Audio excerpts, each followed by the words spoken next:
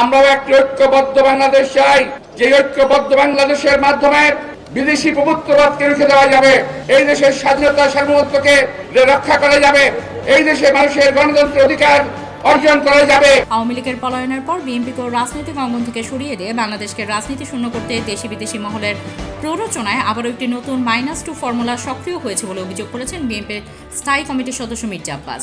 এক সাক্ষাৎকারে এ অভিযোগ করেন তিনি। গভীর উদ্বেগ প্রকাশ করে তিনি বলেন, সেন্ট মার্টিন দ্বীপ, খাগড়াছড়ি, সাজেক ও নিউমোরিং কন্টেইনার টার্মিনালকে কেন্দ্র করে অশুভ উদ্দেশ্য সাধনে সচেষ্ট মহলগুলো দেশের সার্বভৌমত্ব ও জাতীয় স্বার্থের বিরুদ্ধে একটি গুরুতর ষড়যন্ত্রে লিপ্ত। কিছু রাজনৈতিক দল বিভিন্ন অজুহাতে আসন্ন জাতীয় নির্বাচনকে ভিন্ন খাতে প্রবাহিত করার মাধ্যমে এমন চক্রান্তকারীদের ফাঁদে পা দিচ্ছে। আব্বাস বলেন, বাংলাদেশের রাজনীতিতে এখন নতুন এক -2 ফর্মুলা চালু হয়েছে, যা 1-11 সময়কার -2 ফর্মুলার মতোই। আগেরবার সেটি এসেছিল সেনা সমর্থিত তত্ত্বাবধায়ক সরকারের মাধ্যমে, আর এবার দেশি বিদেশি ষড়যন্ত্রকারীরা ভিন্ন আকারে একই চেষ্টায় লিপ্ত রয়েছে।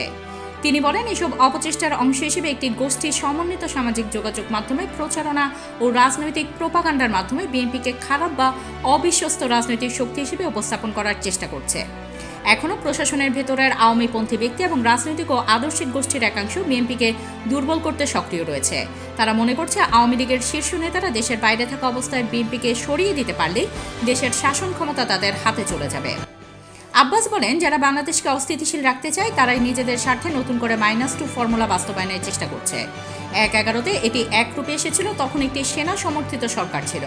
এখন আওয়ামী লীগ ক্ষমতার বাইরে থাকায় ভিন্ন ধরনের বিএনপি ফর্মুলা চালানো হচ্ছে। কারা এর পেছনে রয়েছে এমন প্রশ্নের জবাবে আব্বাস বলেন, শয়তান নানা ছদ্মবেশে আসে।